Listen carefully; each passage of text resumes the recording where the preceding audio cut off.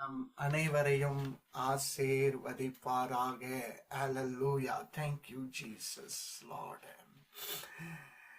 இன்னைக்கு நம்ம ஊரியாவின் உத்தமம் அப்படிங்கிற ஒரு தலைப்புல நாம் கொஞ்சம் ஷார்ட் அண்ட் ஸ்வீட்டா அவருடைய கேரக்டர் நம்ம இன்னைக்கு தியானிக்க போகிறோம். ஊரியாஸ் அப்ரைட்னஸ் அப்படிங்கிற தலைப்பு இங்கிலீஷ்ல 2 சாமுவேல் சாப்டர் 11ல 3லேருந்து 17 வரைக்கும் குறிச்சு வச்சுக்கொள்ளுங்க. ஊரியாவின் உத்தமம் அப்படிங்கிற தலைப்பு, ஊரியாஸ் அப்ரைட்னஸ். இந்த ஊரியா என்பவர் யார் அப்படின்னு சொல்லி பாருங்க. அப்படிங்கும்போது முதல்ல ஊரியா அப்படிங்கிறவருடைய அர்த்தம் என்ன அப்படின்னு சொல்லி பார்த்தீங்கன்னா, God is my light, Yahweh is my light அப்படின்னு சொல்லி அர்த்தம்.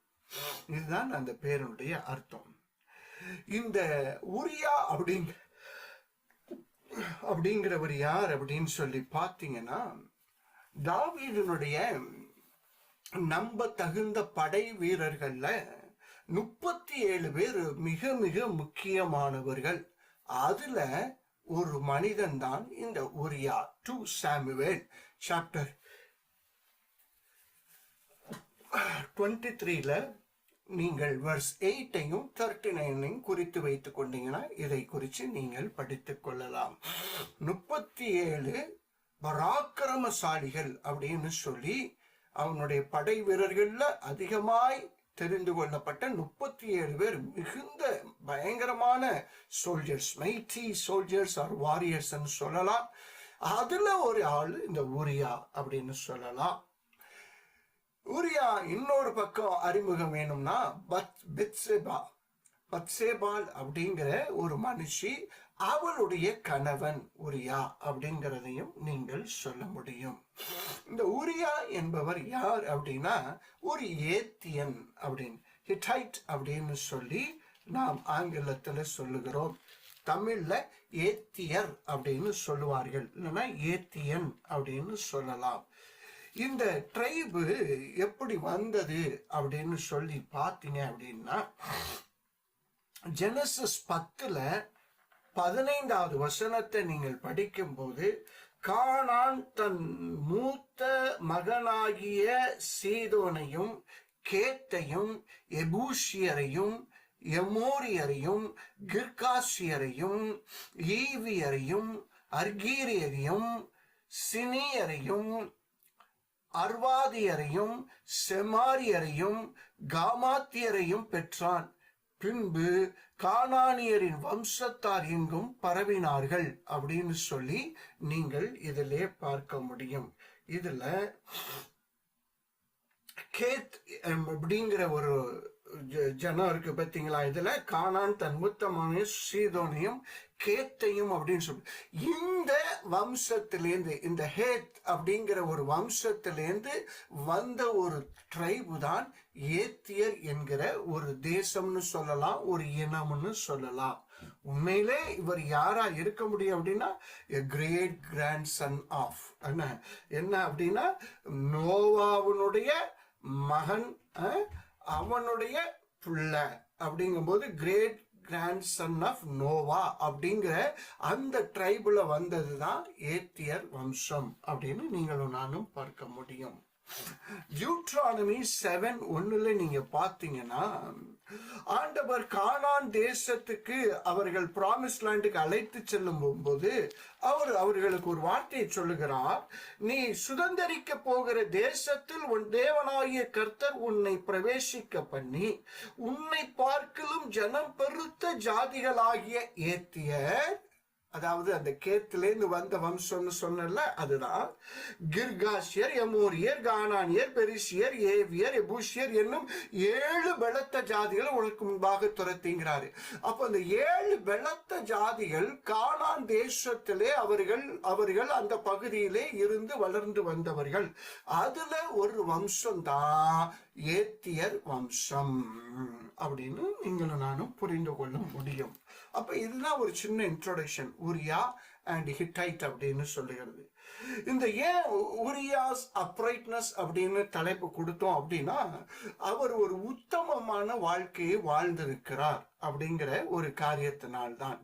அப்ரைட் அப்படின்னா என்ன அப்படின்னு சொல்லி பார்த்தீங்கன்னா, the quality of being honest and having strong moral principles in their life அப்படின்னு சொல்லலாம். The quality of being honest and having strong moral principles, அப்படிதான் டிக்ஷனரியில அந்த அர்த்தத்தை நீங்கள் பார்க்க முடியும்.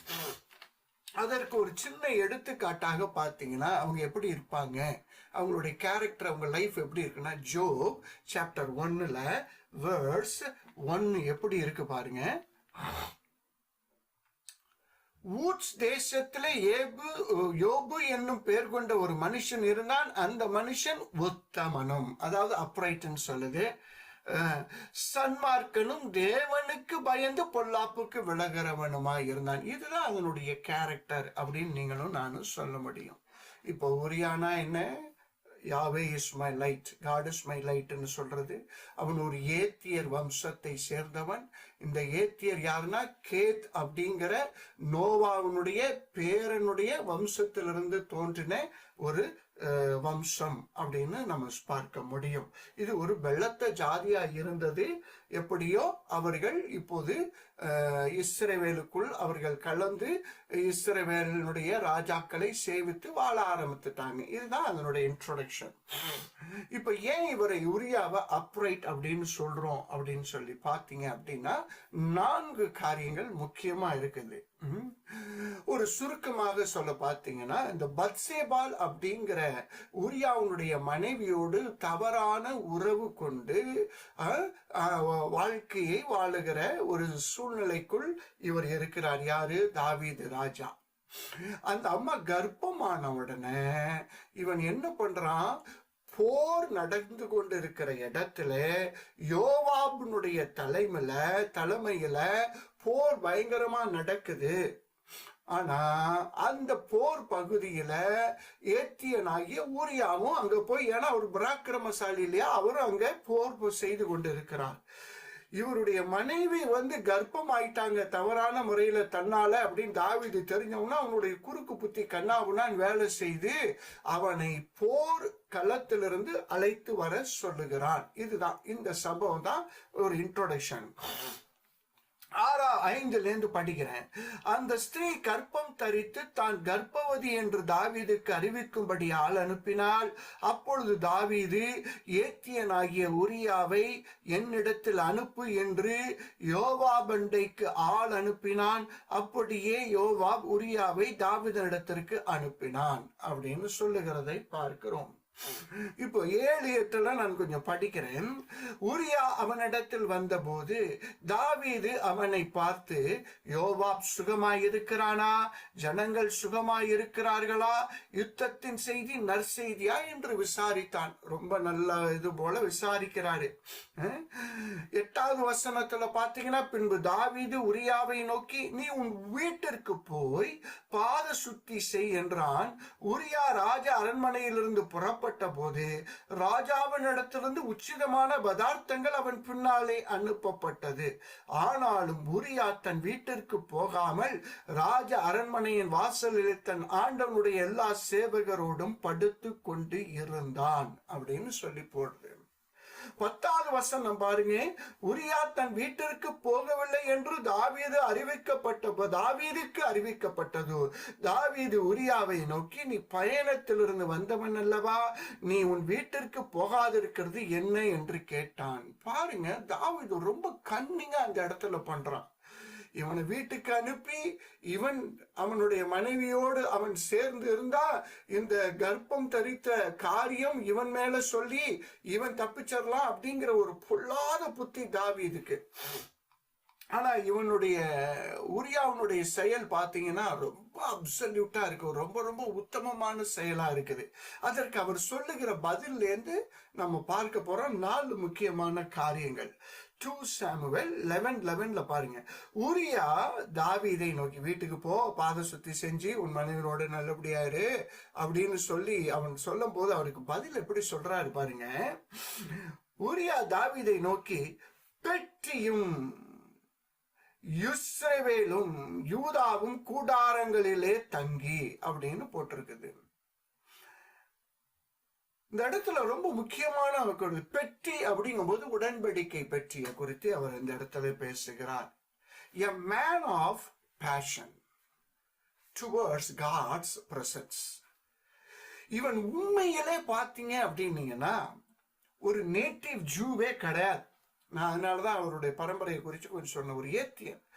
ஆனாலும் அவனுக்கு ஒரு புரிதல், தேவன் இந்த இஸ்ரவேல் ஜனங்களுக்கு ஒரு பெரிய வாக்குத்தத்தம் பண்ணி நம்ம புரியமா இருந்த தேசத்தை ஆண்டவர் அவங்களுக்கு கொடுத்திருக்கிறார், அவங்களுக்குன்னு ராஜாவை ஏற்படுத்தி தாவீதை வச்சிருக்கிறார் அப்படிங்கிற ஒரு புரிதல். இது எல்லாம் அவனுக்கு தேவன் மேல இருந்த ஒரு பற்று, நம்பிக்கைன்னு சொல்ல முடியும்.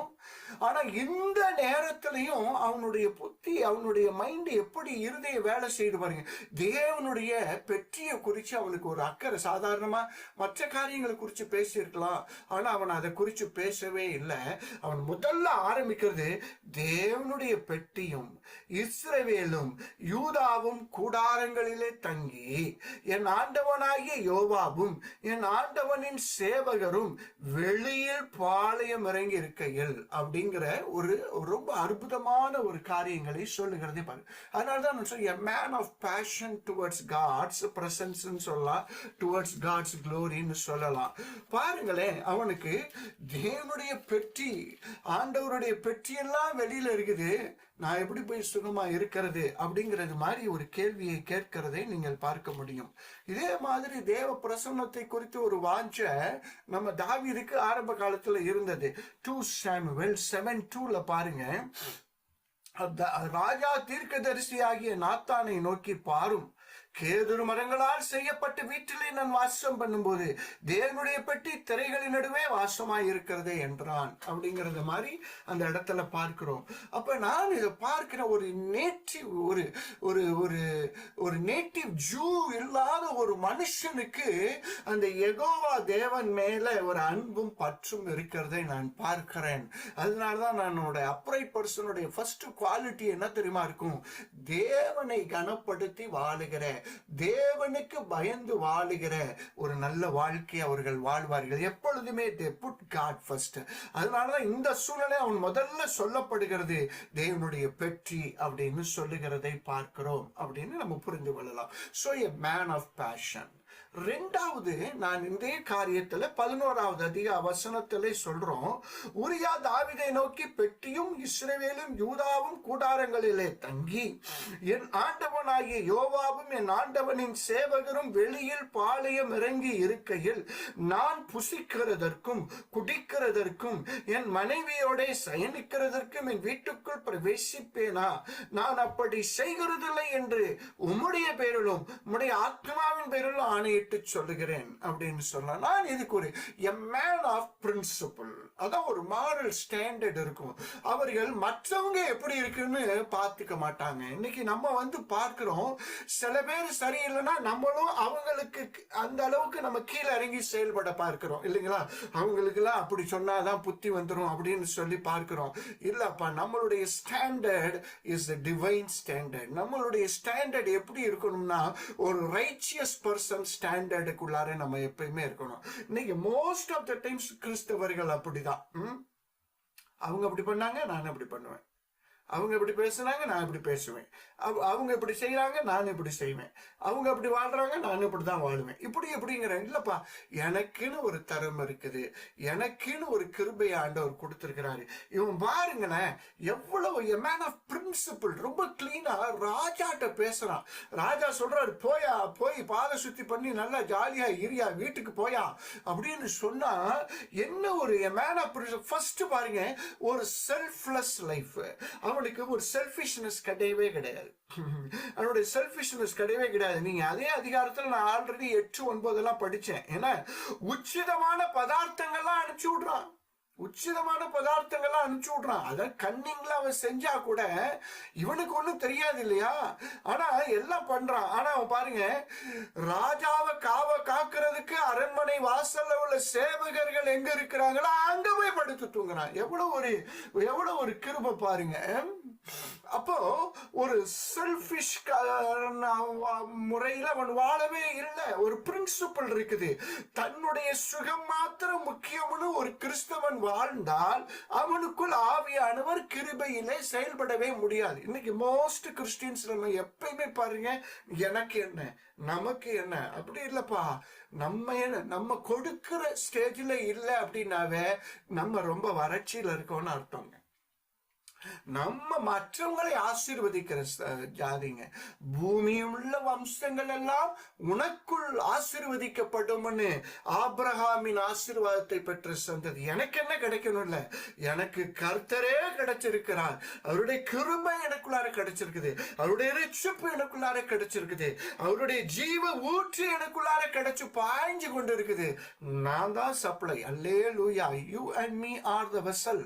அப்ப நம்ம எதுலையுமே செல்ஃபிஷா இருக்கணும்னு அவசியமே கிடையாது. அப்படி இருந்தீங்கன்னா நீங்களும் நானும் அந்த குணத்திலிருந்து மாற்றப்பட வேண்டும். நன்றாக ஞாபகம் வைத்துக் கொள்ளுங்கள். நீங்க அதே போல பாருங்க, அடுத்தவன் சொல்றான், இஸ்ரவேலும் யூதாவும் கூடாரங்கள்ல தங்கி இருக்குதா. படைத்தலைவர்கள், யோபாபு படைத்தலைவன் எல்லாம் பாளையம் இறங்கி வெளியில இருக்கிறாங்களே அப்படின்னு சொல்லி he is valuing others people hardships and efforts. மற்றவர்கள் படுகிற அந்த பிரயாசத்தை, அவன் கஷ்டப்படுகிற மற்றவர்களுடைய பிரயாசத்தெல்லாம் அவன் he is valuing. எப்படி ஒரு மனசு பாருங்க, ஒரு செல்ஃப்லெஸ் லைஃப் இருக்குது. அடுத்து பாத்தீங்கன்னா மற்றவங்களை எஸ்டீம் பண்ணி வாழுகிற ஒரு வாழ்க்கை. இது ரொம்ப ரொம்ப முக்கியங்க. ஒரு நல்ல அப்ரைட், ஒரு உத்தமமான வாழ்க்கை வாழுகிறவன் யாரையுமே மட்டமாக நினைக்க மாட்டார்கள். அப்படிங்கறத நீங்களும் நானும் அப்படிலாம் நம்மளாம் சொல்றதுக்கு ரைட்டே கிடையாது. ஏன்னா நம்மளே ஒன்றும் கிடையாது. ஞாபகம் வைத்துக் கொள்ளுங்க. சில சமயம் விளையாட்டுக்கெல்லாம் நம்ம தூசி துரும்பு அப்படின்னு சொல்றோம்ல, உண்மையிலே ஒரு காலத்துல அதை விட மோசமா தான் இருந்தோம். இப்பதான் ராஜா விட்டு பிள்ளைய ஆயிட்டோம் இல்லைங்களா? அப்பாவுடைய கிருபையில, கர்த்தர் இயேசுனுடைய இரத்தத்தினால, பரிசுத்த ஆவியினுடைய துணையினால நம்ம இன்னைக்கு இருக்கிறோம். நம்ம யாரையுமே மட்டமா நினைக்கிறதுக்கு வேல்யூ பண்ணணும். ஒரு அப்ரைட். இந்த சூழ்நிலையிலையும் அவன் பாருங்க, தப்பிச்சோம்டா அப்படின்றான் நினைக்கல. Is valuing other people. No, நான் இங்க எப்படி சுகமா இருக்கிறது? என்னோட இருக்கிற படை வீரர்கள், என்ன நடத்துகிற படை தலைவன் யோபா, எல்லா ஜனங்களும், இஸ்ரவேல் யூதா எல்லா கூட்டமும், ஆர்மிஸ் எல்லாம் அங்க வனாந்தரத்துல கூடாரம் போட்டு தங்கி போர்ல களத்துல இருக்கும்போது நான் எப்படி இஸ் வேல்யூவிங் அதர்ஸ் அப்படின்னு சொல்லும் போது, இந்த குணம் உத்தமமாய் வாழுவதற்கு ஒரு முக்கியமான குணம். இன்னையிலேருந்து நீங்களும் நானும் ஒருத்தர் யாரையுமே பாராட்ட முடியலன்னா கூட மட்டம் பண்ணாம இருக்கலாம் இல்லையா?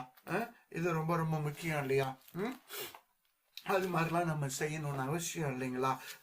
அப்போ இவர் அந்த இடத்துல வேல்யூ பண்ணுகிறதை நீங்கள் பார்க்கலாம். இது அழகாக பிலிப்பியன்ஸ் சாப்டர்ல 2 சாப்டர்ல verses 3 and 4ல ரொம்ப அழகாக ஆண்டவருடைய ஹியூமிலிட்டியை குறித்து பேசும்போது பவுல் அப்போஸ்தலன் அதை குறித்து எழுதுனதை பார்க்கலாம். பிலிப்பியன்ஸ் சாப்டர் 2 verses 3 and 4 நான் படிக்கிறேன். அல்லேலூயா. ஸ்தோத்திரம் ஆண்டவரே, ஸ்தோத்திரம். ஒன்றையும் வாதினாலாவது வீண் பெருமையினாலாவது செய்யாமல் மனத்தாழ்மையிலே ஒருவரை ஒருவர் தங்களிலும் மேன்மையானவர்களாக எண்ண கடவீர்கள். இந்த இடத்துல தன்னை தனியா அழைச்சி கூப்பிட்டுட்டு என்னென்னமோ தாவீது சொல்றாரே செய்யறாரே அப்படின்னு தன்னை மேன்மையாவே நினைக்கல. தன்னை விட அவர்களை மேன்மையா நினைக்கிறான். அவங்களோட நான் பெட்டர் கிடையாது, அதனால என்னால் அப்படி செய்ய முடியாது அப்படிங்கிற ஒரு தன்மை அவனுக்கு இருக்குது. ஒருவரை ஒருவர் தங்களிலும் மேன்மையானவர்களா எண்ண கடவீர்கள்.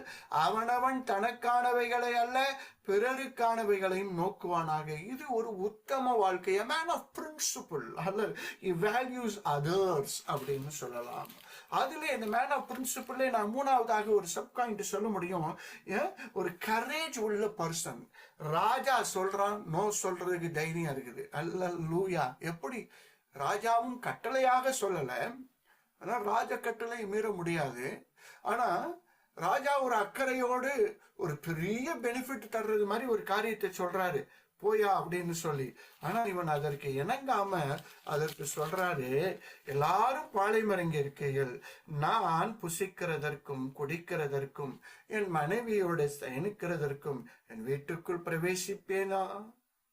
நான் அப்படி செய்கிறதில்லை என்று உம்முடைய பேரிலும் உம்முடைய ஆத்மாவின் பேரிலும் ஆணையிட்டு சொல்லுகிறேன். எவ்வளவு ஒரு கரேஜோட சொல்ல முடியுது அப்படிங்கிறதை பார்க்க முடியும். சில விஷயங்கள் ஒரு பிரின்சிபிள் பர்சன்ஸ் அப்படிதான் இருப்பாங்க.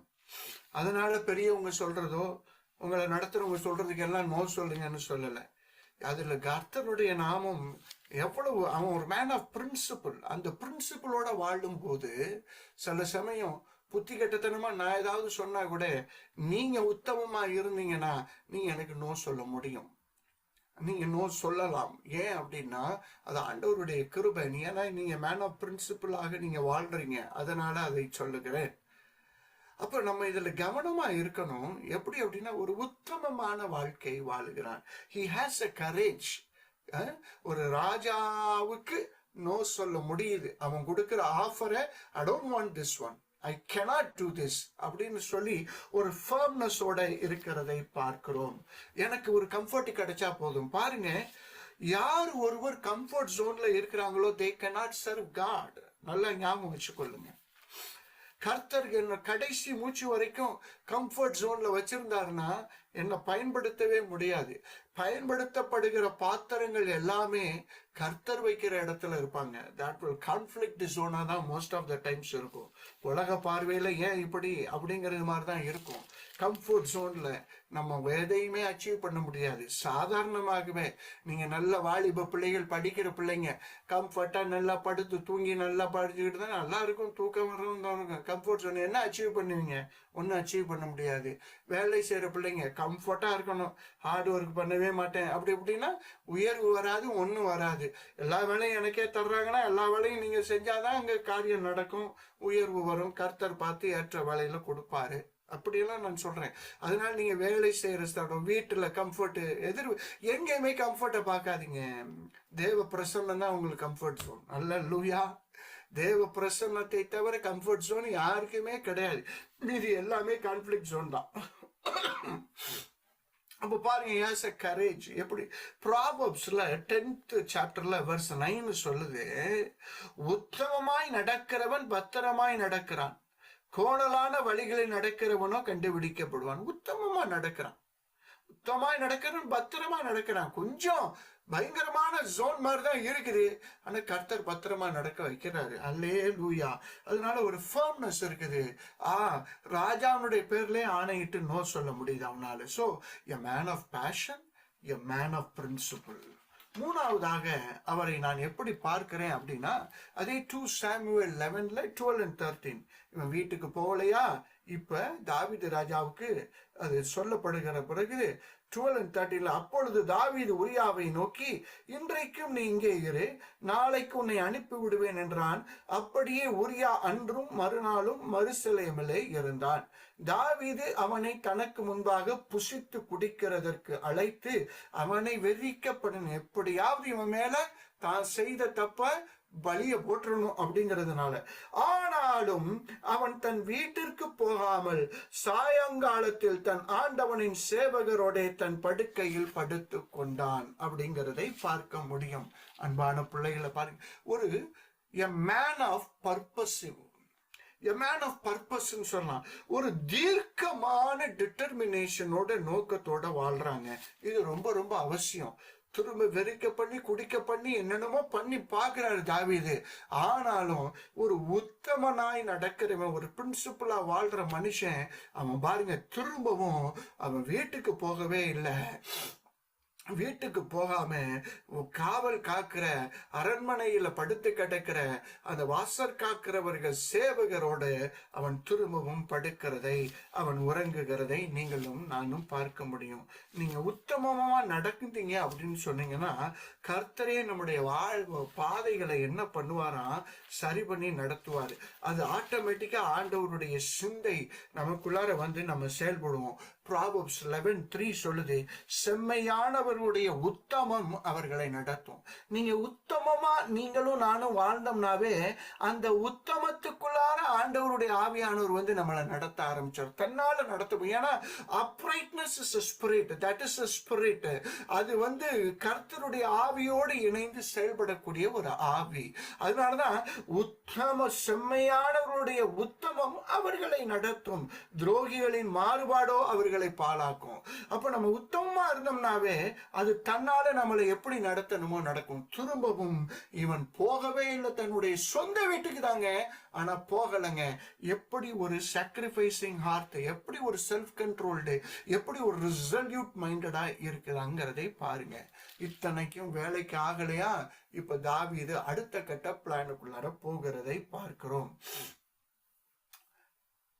2 Samuel 11ல 14 and 15 நீங்க பாத்தீங்க அப்படின்னீங்கன்னா அதுல இருக்கிறது. காலமே தாவீது யோவாபுக்கு ஒரு நிருபத்தை எழுதி உரியாவின் கையிலே கொடுத்து அனுப்பினான். அந்த நிருபத்திலே மும்முரமாய் நடக்கிற போர் முகத்திலே நீங்கள் உரியாவை நிறுத்தி அவன் வெட்டுண்டு சாகும்படிக்கு அவனை விட்டு பின்வாங்குங்கள் என்று எழுதியிருந்தான். என்னங்க இது அநியாயமா? A man of trustworthy. A man of trustworthyங்க.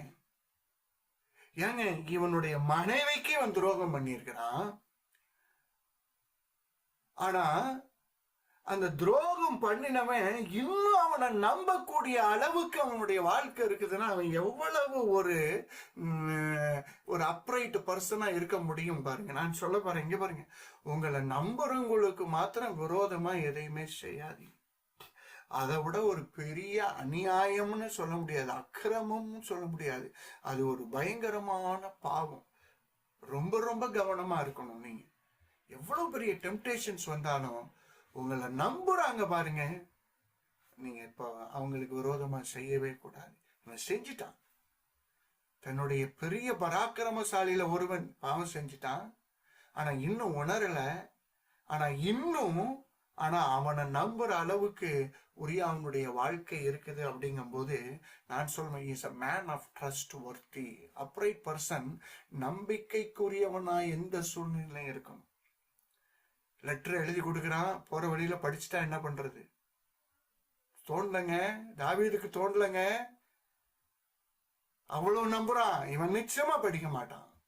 படிச்சுட்டான் பாருங்க, அவனுக்கு தான் துரோகம் பண்ணியிருக்கான், ஆனாலும் அவன் கேரக்டர்ல ஒரு ஃபிளாவையும் இவனால பார்க்க முடியல. எவ்வளவு பெரிய ஒரு ஆச்சரியம். நான் அதை யோசிச்சு பார்த்தேன். நம்மளுக்கா இருந்தா யாராவது ஒரு கையில லெட்டர் கொடுத்துருந்தா நம்ம என்னமாவது பண்ணி என்னதான் எழுதியிருப்பாரு, என்னமாவது பண்ண ஒரு டெம்டேஷன்ஸ் வந்திருக்கும். என்ன பண்றாரு, நம்மளை வேற தனியா கூப்பிட்டு வீட்டுக்கெல்லாம் போன்னு சொன்ன ஒரு பிரிச்சு பார்த்தா ஒன்றும் தப்பு இல்லை அப்படின்லாம் தோணி இருக்கும் இல்லைங்களா? அதாங்க மேன் ஆஃப் ட்ரஸ்ட்வர்த்தி. இராணுவத்துல சொல்லுவாங்க, அந்த நம்பிக்கைக்கு உரியவர்கள்ட்ட தான் சில விஷயங்களை செய்வாங்க. அதே போலதான் நம்ம சபையிலையும் எல்லார்கிட்டையும் எல்லா விஷயத்தையும் நம்ம செய்யறது இல்லை, சொல்றது இல்லை. நம்பகத்தன்மை இல்லை. அப்படிங்கும்போது செய்யவே முடியாது. நீங்களும் என்ன நம்பலைன்னா என்கிட்ட பாஸ்டர் சொன்னா ஓட்டவாயின்னு சொல்லி ஏதாவது சொல்லுங்கன்னா நீங்க சொல்லுவீங்களா? விஷயத்த சொல்ல மாட்டிய. நீங்களும் என்ன நம்பகத்தன்மையில பாப்பீங்கல்ல, நானும் உங்களை அப்படித்தான் பார்ப்பேன், நீங்களும் அப்படித்தான் பார்ப்பீங்க. யாரா இருந்தாலுமே பார்ப்போம், நம்பலாமா வேணாமா. பிள்ளைய 4-5 இருந்தா கூட இதுல எந்த பிள்ளைய அதிகமா நம்பலாம், ஏன்னா வேற வழி கிடையாது. நம்பகத்தன்மை இல்லைன்னா நம்ம அந்த டீலிங் வேற மாதிரி தானே இருக்குது. உறவுகள் பாதிக்கப்படனாலும் ஆனா நம்பிக்கை தன்மை பாதிக்கப்படுது இல்லையா? சபையில நான் உங்களை எல்லாரும் நம்புறாங்களா? நான் உங்களை நம்பிக்கைக்கு உரியவனா வாழலைன்னு வச்சுக்கொள்ளுங்களேன், நான் ரொம்ப ரொம்ப அப்ரைட்ல கம்மியா இருக்கிறேன்னு அர்த்தம். நீங்களும் நான் நம்பக்கூடிய அளவுக்கு வாழல அப்படின்னு சொன்னீங்கன்னா நீங்களும் அதுல ரொம்ப குறைவாய் இருக்கிறீர்கள். அப்படி நம்ம இருக்கக்கூடாது. நம்மளை இம்ப்ரூவ் பண்ணிக்கிறதுக்கு கர்த்தர்ட்ட எப்பொழுதுமே விட்டு கொடுக்கணும். எனக்கு இது வந்து தூக்கி வாரி போட்டுச்சு. அவனுடைய டெத் சென்டென்ஸ அவனே மெசஞ்சராகவும் போறான். எவ்வளவு ஒரு பெரிய பரிதாபமான பாருங்க, எவ்வளவு பெரிய ஒரு பரிதாபம். நல்லா பார்த்துக்கொள்ளுங்க. நான் ஒரு சின்ன விஷயத்த சொல்றேன். நல்ல அழைப்பு பெற்றவர்களுக்கு பிசாசு இது மாதிரி ஒரு ஒரு பெரிய அடியை அடிச்சு வச்சிருவான். அது வந்து அவங்க வாழ்க்கையில ஒரு பெரிய கரை மாதிரி ஆயிரும். தப்பிச்சு கொள்ளணும். எப்பயுமே நான் தான் சொல்றேன், தப்பிச்சு கொள்ளுங்க. இன்னைக்கு ஆண்டவர் இந்த இடத்துல நம்ம பார்க்கிறோம். அவர்கள் வெற்றுண்டு சாகும்படிக்கு அவனை விட்டு பின்வாங்குங்கள் என்று எழுதியிருந்தான். இந்த பையன் அதெல்லாம் பிரிச்சே பார்க்கணுங்க, அப்படியே கொண்டு போய் கொடுக்குறாங்க. Proverbs 11 verse 13 பாருங்களேன். புறங்கூறி திரிகிறவன் ரகசியத்தை வெளிப்படுத்துகிறான், ஆவியில் உண்மையுள்ளவனோ காரியத்தை அடக்குகிறான்.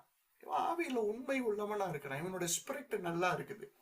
அடுத்து Proverbs 12 கூட படிச்சு, துன்மார்க்கன் துஷ்டருடைய வலையை விரும்புகிறான், நீதிமானுடைய இது வேற ஏதோ தவறான ஒரு இதா சொல்லிட்டேன், மன்னிச்சு கொள்ளுங்க. Proverbs 20:6. Proverbs 26. மனுஷர் பெரும்பாலும் தங்கள் தயாளத்தை பிரசித்தப்படுத்துவார்கள், உண்மையான மனுஷனை கண்டுபிடிப்பவன் யார்? இன்னைக்கு இவன் உண்மையானவன். அவனுக்கு துரோகம் பண்ணி இருக்கிறான் தாவீது, ஆனா அவன் உண்மையானவன்கிறத இன்னும் நம்ப முடியுதுங்க தாவீதால. நம்மளால அப்படி வாழ முடியுமா?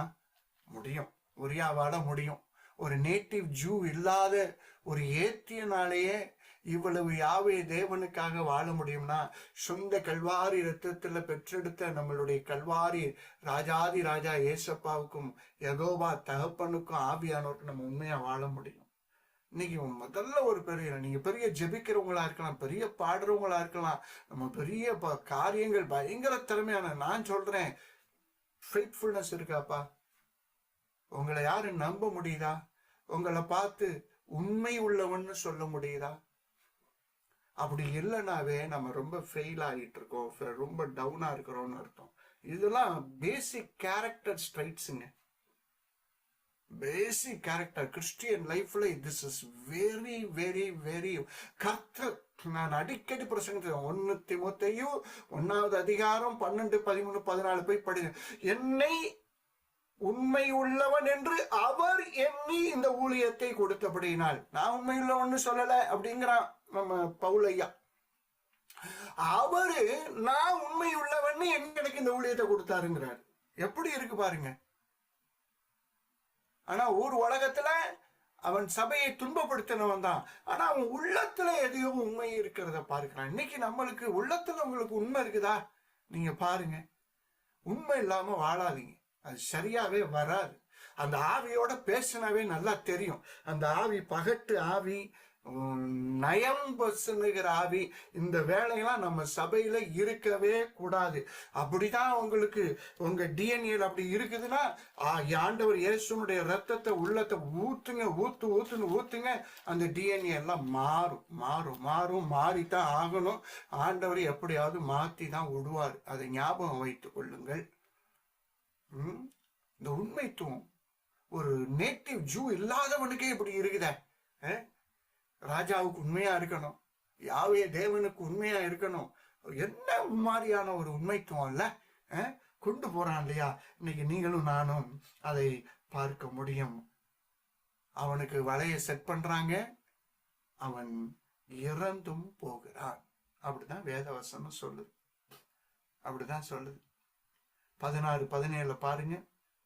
அப்படியே யோவாப் பட்டணத்தை சூழ காவல் போட்டிருக்கையில் பராக்கிரமசாலிகள் இருக்கிறார்கள் என்று தான் அறிந்த இடத்தில் உரியாவை நிறுத்தினான். பட்டணத்து மனுஷர் புறப்பட்டு வந்து யோவாபோட யுத்தம் பண்ணுகையில் தாவீதின் சேவர ஜனத்தில் சிலர் பட்டார்கள், ஏத்தியனாகிய உரியாவும் செத்தான் அப்படின்னு போட்டிருக்கு. செத்துட்டாங்க. ஐயோ, நம்மளை இப்படி ஆபத்தான இடத்துல நிக்க வைக்கிறாங்களே, பயப்படலைங்க. படைத்தலைவர் சொல்றாரு, போய் நெல்லு பா, நான் என்ன நடத்துகிற தளபதி சொல்லிட்டாரு, ராஜாதி ராஜா சொல்லியிருக்கிறாரு, ராஜாவினுடைய கட்டளை பெற்று தளபதி சொல்றாரு, போய் நிக்கிறான். obedience, man of trustworthy சொன்னா கேட்கணும். உங்களோட பெரியவங்க ஒரு காரியத்தை உங்களுக்கு சொல்றாங்க அப்படின்னா ஒரு பிளைண்ட் ஒபீடியன்ஸ் இருக்கணும். இன்னைக்கு நிறைய அதுவும் இந்த ஊர்ல பிறந்த பிள்ளைகளுக்கு எதுக்கு எடுத்தோம் வாட் ஹூ இப்படின்னு கேட்குது எல்லாம். அப்படின்னா நம்ம அப்பா அம்மா நம்ம ஏதோ தவறு செஞ்சிருக்கிறோம்னு அர்த்தம். நம்ம ஏதோ கேட்கிறோம் போனாதான் நம்ம பிள்ளைங்க நம்மளுக்கு பாடம் எடுக்குதுங்க. அப்படித்தான் நான்லாம் நினைச்சு கொள்வேன். உங்க பிள்ளைங்க நீங்க கர்த்தர் சத்தத்துக்கு கரெக்டா ஒப்பு கொடுத்து உங்களுக்கு மேலதிகாரிகளுக்கு நீங்கள் ஒப்பு கொடுத்து நீங்க ஒபே பண்ணீங்க அப்படின்னா உங்க பிள்ளைங்க தன்னால் ஒபே பண்ணும். நீங்க மற்றவங்க பேசும்போது கவனிச்சீங்கன்னா நீங்க பேசும்போது மற்றவர்கள் கவனிப்பாங்க. இது எதுவுமே இல்லாம நீங்க எதுவுமே செய்யாம நான் எதுவுமே செய்யாம உங்களுக்கு எல்லாம் கரெக்டா நடக்கணும்னா நடக்காது. அதையும் நீங்கள் அன்பாய் புரிந்து கொள்ள வேண்டும். இந்த இடத்துல அவனுடைய ஒபீடியன்ஸை நீங்க பார்க்க முடியும். அப்ப 4 காரியம்: a man of passion towards God's presence, a man of principle in his life, a man of purposiveness, a man of purpose. ஒரு பர்பஸிவோட அவன் வாழுகிறதை பார்க்க ஒரு ரெசல்யூட் மைண்டடா இருக்கிறான். அடுத்து a man of trustworthy. என் அருமையான தேவ பிள்ளைகளை, இன்னைக்கு நீங்களும் நானும் இந்த பாடங்களை நம்ம கற்றுக்கொள்ளணும். கர்த்தர் உத்தமமாய் இருக்கிறவர்களை உயர்த்துவார். இவன் வாழ்க்கை அப்படியே இறந்து போயிட்டான் அப்படின்னு சொல்லி நினைக்காதீங்க. உத்தமமா வாழ்ந்தாலும் இவனுக்கு என்ன பிரயோஜனம் அப்படிங்கிற ஒரு நினைப்பு நம்மளுக்கு வரும்ல, அப்படி கிடையாதுங்க. இன்னைக்கு உரியாவை குறித்து ஒரு பிரசங்கம் பண்ணக்கூடிய அளவுக்கு ஆண்டவர் அவனுடைய பெயரை இந்த உலகத்துல இன்னும் வச்சிருக்கிறாரு அப்படின்னா அதுதாங்க ஆண்டவர் செம்மையானவனுக்கு கொடுக்கிற ஒரு ஆசீர்வாதம். ஆமாங்க, செம்மையானவனுக்கு ஆண்டவர் கொடுக்கிற ஆசீர்வாதம். இன்னைக்கு என்னங்க, அவன் ஜூவும் கிடையாதுங்க, அவன் கிறிஸ்தவனும் கிடையாதுங்க, ஒரு ஏத்தியன். ஆனா யாவே தேவனுக்கு உண்மையும் உத்தமமாய் தனக்கு கொடுத்த தளபதிக்கும் தனக்கு கொடுத்த ராஜா தாவீதுக்கும் உண்மை உத்தமனா இருந்தான். இன்னைக்கு நீங்களும் நானும் அவனை குறிச்சு ஒரு பைபிள் ஸ்டடியில அந்த ஒரு மனிதன் மூலமாய் கற்றுக்கொள்ள வேண்டிய பாடத்தை வச்சிருக்கிறார் அப்படின்னா இதுக்கு பேர் தான் உத்தமமான ஒரு ஆசீர்வாதத்தை நாம் பெற்றுக்கொள்கிறோம். எப்படி இருக்கு பாருங்க. மத்தேயு 1வது அதிகாரத்துல நீங்கள் பார்த்தீங்க அப்படின்னீங்கன்னா 6வது வசனத்துல அந்த ஜினியாலஜி எல்லாம் சொல்லும் போது 6வது வசனம் மேத்யூ 1:6 பாருங்க. ஈசாய் தாவீது ராஜாவை பெற்றான். தாவீது ராஜா உரியாவின் மனைவியா இருந்தவனிடத்தில் சாலம் பெற்றார். தாவீது பேர ஆண்டவர் இந்த இடத்துல ஆரம்பிக்கிறார். ஆபிரகாமின் குமாரனாகிய தாவீதின் குமாரனாகிய வம்ச வரலாறு எல்லாம் இருக்குது. ஆனா இங்க பயோகிராஃபி எழுதும் போது ஆண்டவர் ஹிஸ்டரி வரலாறுல பிழையே கிடையாது. இந்த இடத்துலயும் தாவீதுடைய தவற ஆண்டவர் பாவத்தை சுட்டி காட்டி தான் அந்த இடத்துல எழுறாரு. ஒரு உத்தமனாகிய ஒரு நோபல் பர்சனுடைய மனைவியை இவன் அபகரித்தவன் அப்படிங்கிறத எத்தனை 1000 தலைமுறை கங்கிட்டு எழுதப்பட்ட ஒரு காஸ்பல்லையும் ஆண்டவர் எழுதி வச்சிருக்கிறார்.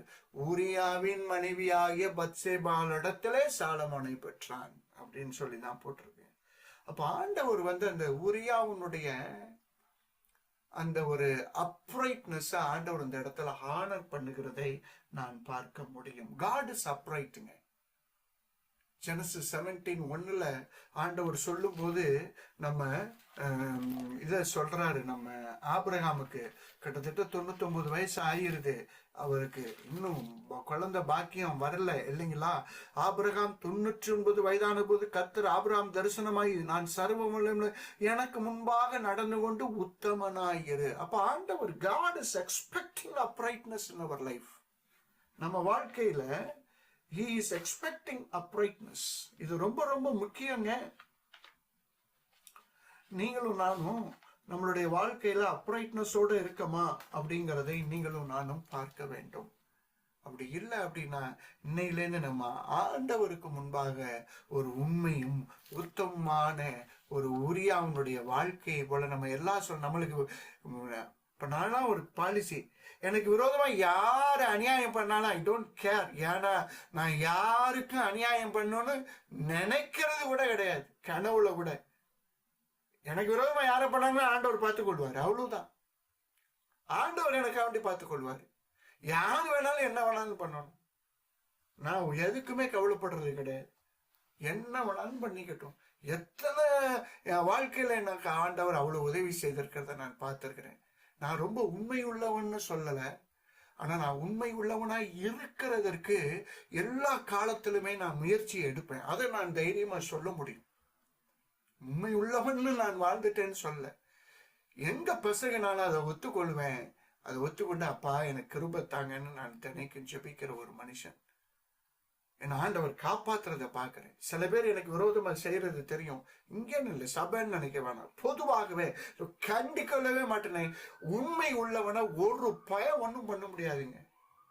அவனுடைய வேர் பயங்கரமான வேருங்க. நீங்க எப்படி இருக்க விரும்புறீங்க?